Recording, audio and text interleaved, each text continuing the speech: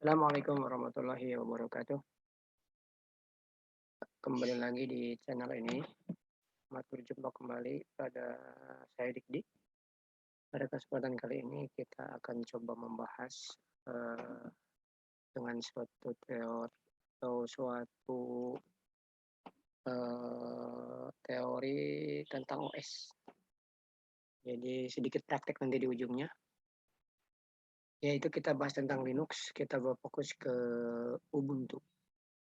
Jadi apa saja yang akan kita bahas? Ya, Ubuntu, Linux, dan sedikit prakteknya nanti mempraktekkan di CLE ya, di komen CLE.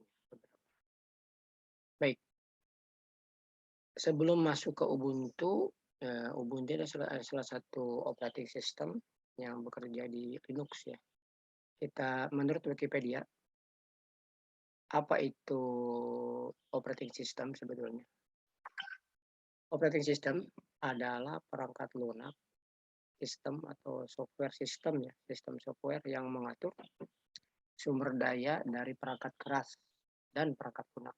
Jadi ada perangkat keras, perangkat lunak ini diatur oleh OS serta sebagai daemon atau untuk program komputer. Tanpa OS, pengguna tidak dapat menjalankan program atau aplikasi pada komputer kecuali program booting. Sehingga OS ini suatu base atau dasar mana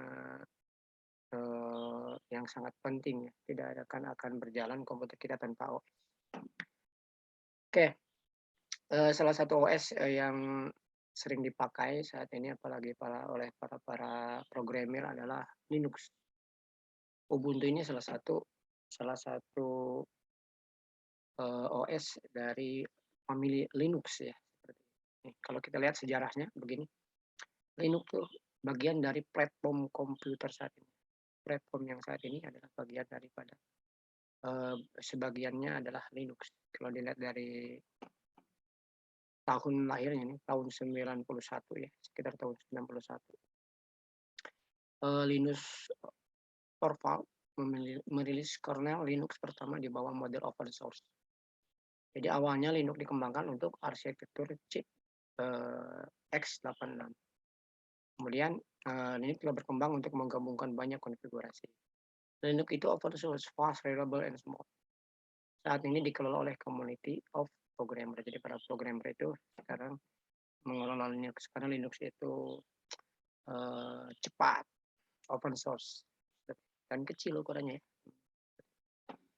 Ini tahun 91 mula-mula, nanti pada tahun ini Linux ya, Linux tahun 91. Sebelumnya ini, generasi sebelumnya ini adalah perkembangan daripada Unix. Kemudian oleh BSD, Basic Software Distribution, ini pada tahun sebelum 1980-an. Ada Sunos ya. Ini kalau dilihat, teman-teman bisa lihat sendiri perkembangan dari Linux. Ini Linux tahun 90 ya, sampai sekarang ini Linux. Nah, ini bagian dari sebelumnya ini adalah GNU ya. Bagian dari Unix. Linux ini ada yang open source, ada yang berbayar nanti ya. Seperti itu. Dari Unix itu ada nanti Unixware, ada Solaris, ada Happy UX. Dari IBM mengembangkan dengan IX-nya. SGI dengan IRIX-nya ya. Seperti itu. Ini tahun dilihat dari tahun pengembangan semenjak tahun 70-an ya, sampai sekarang tahun ini sampai 20 ya, tapi sampai sekarang ya 2022 masih dipakai. Ini ada OpenBSD, NetBSD, FreeBSD dan lain sebagainya. BSD ini merilis beberapa ya. Oke, ini untuk sejarah Linux. Nah, Linux itu punya beberapa distribusi ya, distribusi Linux. Karena Linux adalah open source, jadi setiap orang atau perusahaan bisa mendapatkan kode sumber kernel secara terbuka ya, untuk memeriksanya, memodifikasinya, dan mengkompilasi ulang dengan sekehendak mereka. Sehingga mereka juga diperbolehkan untuk mendistribusi ulang program dengan atau tanpa biaya. Nah, makanya ada Linux berbayar, ada Linux yang tidak berbayar. Distribusi Linux adalah istilah yang digunakan untuk menggambarkan paket yang dibuat oleh organisasi yang berbeda. Sehingga beberapa organisasi bisa mengembangkan beberapa Linux dengan distribusi mereka. Distribusi Linux atau kita kenal sebagai distro sekarang ya, menyertakan kernel Linux dengan alat dan paket perangkat lunak yang disesuaikan. Beberapa organisasi ini mungkin mengenakan biaya untuk distribusi Linux mereka. Sebagian besar mereka juga menawarkan distribusi secara gratis. Jadi ada yang berbayar, ada yang gratis. Contohnya apa aja? Ada Debian, Red Hat, Ubuntu, CentOS, SUSE. Itu beberapa contoh dari distribusi Linux. Ini dari gambar ini macam-macam. Ada Fedora juga, SUSE, Red Hat dan lain-lain. Itu distribusi Linux. Kemudian kita maju ke Ubuntu. Nah, ini Ubuntu merupakan salah satu distribusi Linux yang tadi. Dirilis tanggal 20 Oktober 2024. Logo Ubuntu ya. Ini berjalan di kode Debian Linux untuk Ubuntu ini. Ubuntu sendiri berasal dari filosofi Afrika Selatan yang mewujudkan kepercayaan pada ikatan berbagi untuk bisa menghubungkan semua manusia. Nah, ini sejarah Ubuntu ya. Nah, kata Ubuntu ini diharapkan bisa menjadi sistem operasi yang bisa menghubungkan interaksi semua manusia. Ini harapan daripada distribusi Ubuntu ya, Ubuntu. Oke, ini berbagai versi Ubuntu, berbagai macam maksudnya jenis Ubuntu. Ada Ubuntu desktop, ada Kubuntu, ada Ubuntu Genome, ada Manjaro Linux. Coba kita lihat apa satu-satu. Ubuntu desktop ini adalah operasi sistem khusus untuk perangkat desktop. Jadi dia diinstal di desktop. Sistem operasi ini berisi aplikasi yang sesuai untuk penggunaan sehari-hari. Ada beberapa rangkaian software untuk menunjang produktivitas kantor. Software multimedia dan browser. Jadi dalamnya ada browser, bisa diinstal layaknya Windows ya. Kemudian ada Kubuntu. Kubuntu ini bisa melakukan banyak kustomisasi sesuka hati ya.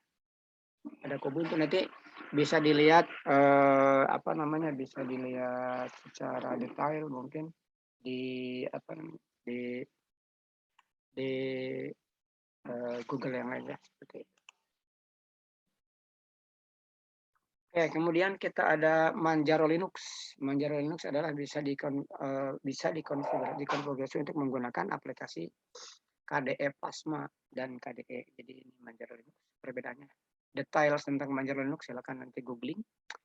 Kemudian ada Ubuntu Genome. Membuat tampilan program di desktop Anda sama dengan tampilan Windows. Nah, ini lebih seperti Windows seperti itu. Jadi ini ada berbagai variasi untuk Ubuntu itu sendiri. Nah, coba kita sekarang praktekkan untuk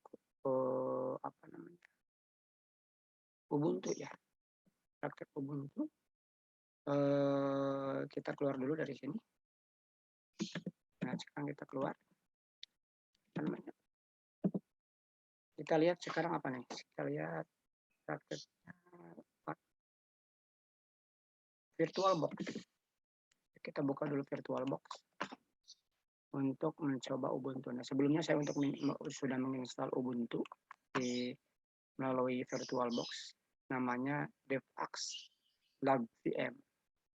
Ini Ubuntu 64 bit ya, dari sini kelihatan. Ubuntu 64 bit, sistemnya 4 GB ya.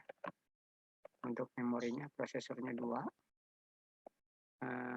Displaynya, nah ini konfigurasinya ya. Pakai 31 GB. Deskripsi untuk OS-nya sendiri ini bisa dikonfigurasi nanti pas kita saat instalasi. Bagaimana cara instalasinya di kesempatan yang lain insya Allah kita bahas. Oke, untuk memulainya kita klik dulu sini atau kita start aja klik. Kita masuk ke Ubuntu ya. Oke, ini pakai VirtualBox versi 6.1. Kalau nggak salah rilis yang terbarunya sudah ada ya VirtualBox ini. Kita tunggu teman-teman sampai dia masuk ke Ubuntu. Ini sebagai salah satu contoh saja untuk program OS operating system Ubuntu. Namanya DevAx. Ini kontrol di sini mouse-nya sudah bisa pindah-pindah ya dari Ubuntu pindah ke Windows, jadi udah nyambung, udah ada korelasi. Jadi kita tak perlu mengaktifkan dengan kode tertentu, shortcut tertentu, ini kita bisa dari sini kita langsung bisa pindah ke sini ya. Oke. Tampilan dari Ubuntu kita. Jadi ini sama mirip dengan Windows ya teman-teman. Di sini ada apa namanya? Udah bisa ada terminal untuk CLI, ada bisa install local juga untuk versi Linux ya. Ada pakai tracer. Saya udah install beberapa. Di sini kita bisa masuk ke ini memang. Nah, ini kayak Explorer-nya Windows ya. Kita berada di DevApps, ada desktop, ada Linux 1, 2, 3. Seperti itu. Kemudian kita juga bisa apa ini namanya? Kita juga bisa buka CLI ya, CLI Linux. Kita bisa menyalakan beberapa komen CLI di sini, misalkan kita bisa list LS. Kita berada di isinya dari DevApps ini ada ini. Coba kita lihat. Tadi kan di sini desktop, dokumen, download sama ya. Ada di desktop, dokumen, download, dan seperti itu. Kemudian mungkin kita bisa masuk ke kita UMI misalnya.